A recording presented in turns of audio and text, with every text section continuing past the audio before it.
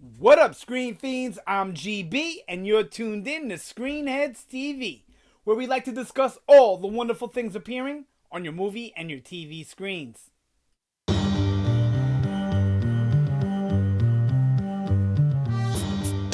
In this episode, I'm going to give my review of the entire first season of the FX series Fargo.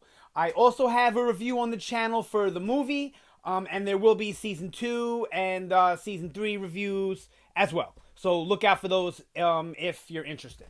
So the first thing I'd like to say about the show is it's one of the best shows on TV as far as the writing, the acting.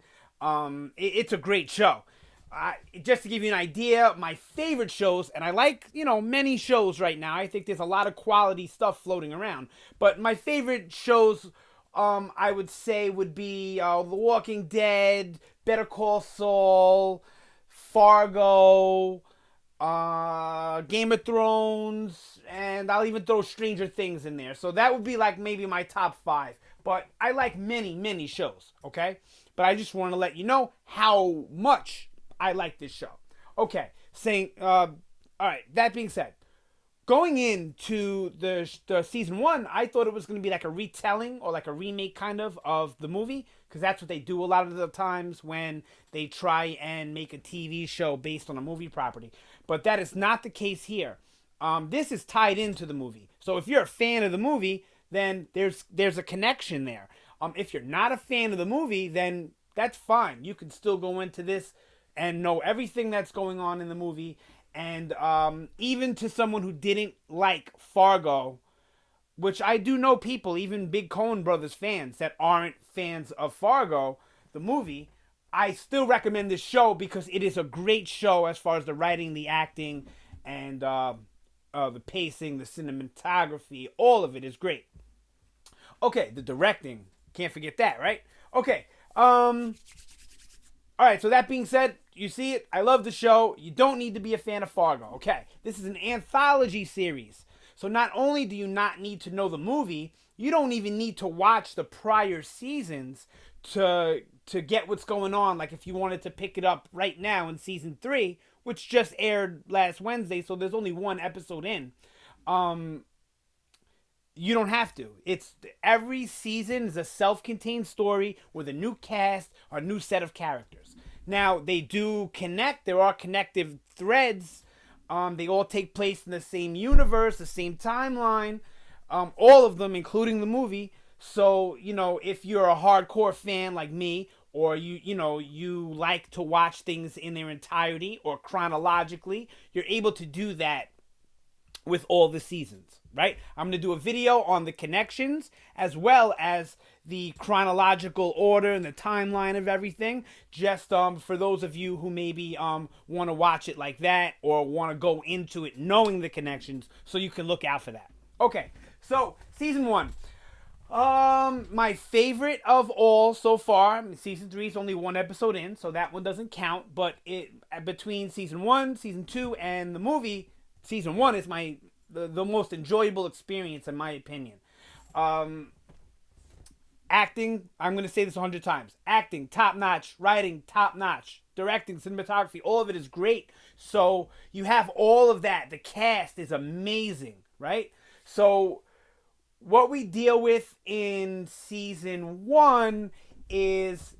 Oh, let me say this. They pay a lot of homage to a lot of Coen Brothers movies, especially Fargo. So there are little similarities or little nods to all Coen Brothers movies. But like I said, especially Fargo. So keep your eye out for that, especially if you're a Coen Brothers fan.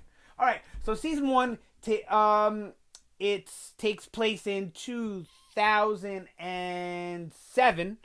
And it's in, that part of the United States, Fargo. It's like Minnesota, that region. I don't know. Look it up on a map. The people there are a little quirky. So the people in the show are a little quirky. All right. So the main plot, without spoiling anything, because there's tons of twists and turns and interesting plot developments and great character development all throughout season 1. I don't want to spoil any of that for you, okay? So no spoilers for season 1 whatsoever. What I can tell you is the season revolves, the inciting incident that drives the season is a double murder, which happens early on in the season. And then many other incidents and murders and other things happen along the way, but it basically revolves around this one particular incident early on in the season. Okay, your three main characters that we deal with here are Lester Nygaard, played fantastically. I'll say that about everybody here, by Martin Freeman. And he's like your unsuspecting, you know how if you know the movies Fargo, like I said, they borrow, pay homage, whatever.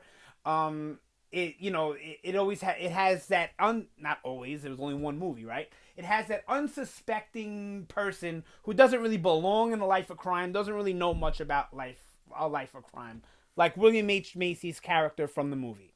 So that's going to be Lester, Martin Freeman's character. He's basically that type of character, not nowhere near the exact same character or a copy, nothing like that at all, but there are similarities between the two.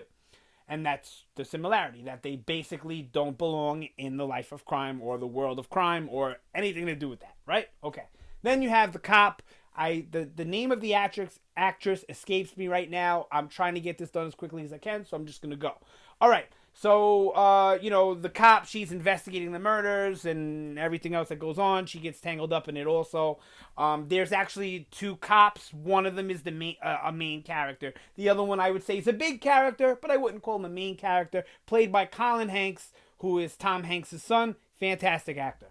Okay, and then finally, the best character in the show and one of the best characters on TV ever, maybe even one of the best characters in fiction ever. We have Lorne Malvo. Yes, that's his name, Lorne Malvo. I know it's strange, but watch the show. It just fits with the character somehow.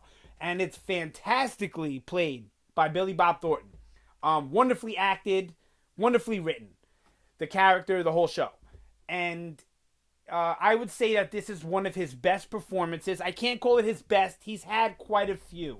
But it's up there in just fantastic performances from Billy Bob Thornton, as well as just in general. Okay. So I really can't tell you much more about it other than that. Those are our three main characters, the main focus of the show. And you could tell who the antagonist is obviously Billy Bob, and you could tell who the protagonist, obviously the police officer, and Martin Freeman is just kind of caught in the middle, right? All right, so great show. Honestly, out of 5, I give this a 5 out of 5 as a whole season.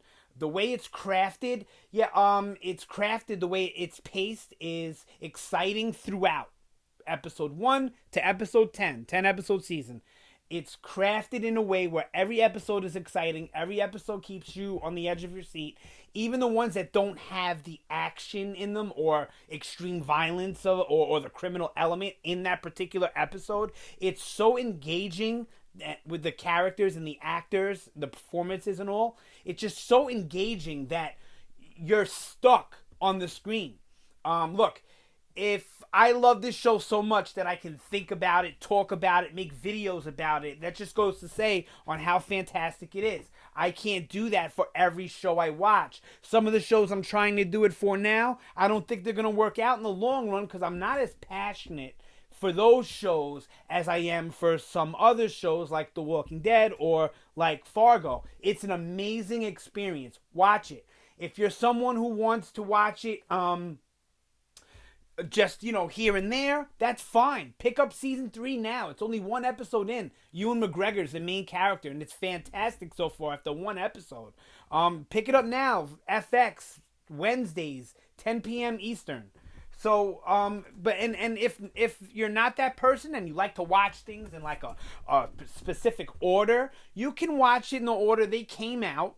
Or you can do what I recommend for the most enjoyable experience storytelling wise is watch season 2, because that one takes place in 78. Then watch the movie, which takes place in 87. Then watch season 1 takes place in 2007, and then season 3 takes place in 2010. And that would be the perfect chronological order to watch things. But like I said, these are all self-contained stories. You do not need to do that. Even though there might be a character here or there that rolls over, or something else that rolls over, it's okay. You don't need that information to enjoy it. All right, so that being said, let me stop rambling. Let me cut this video. 5 out of 5. 100% perfect show. I wouldn't have changed a thing. This is my favorite Fargo experience. So between everything that's come out, this one is my favorite. Acting, directing, everything. I'm not going to keep saying it. I know I repeated it 100 times. Everything about this show is great. So go check it out. Fargo, FX, Wednesday nights at 10. Season 3 is airing now. Or you can go back and catch Season 1, Season 2. The Coen Brothers movie is also fantastic. But I understand the movie as itself for a 2-hour experience is not for everybody. But it works better as a show for some reason. The quirkiness of the characters and all. So whether you like the movie or not, check out Fargo on FX. Fantastic show. One of my top rated shows, 100%. I would recommend it to every and anybody, whether you like the Coen Brothers, like Fargo or not. And you will enjoy the movie. Sound off down below. I mean the show, the season. Season 1, fantastic. Sound off down below. Let me know what you think about season 1 of Fargo, or the movie, or any of the show, any of the series or episodes. Let me know what you think about this video, whatever. Just sound off. Let me know down there. Like, share, subscribe, all that good stuff. Help me grow. The only way I'm going to get bigger and better is if you guys help me improve to the point where I can do that. So thank you so much for watching. You guys have a great day. That's it for this video. I will see you next time.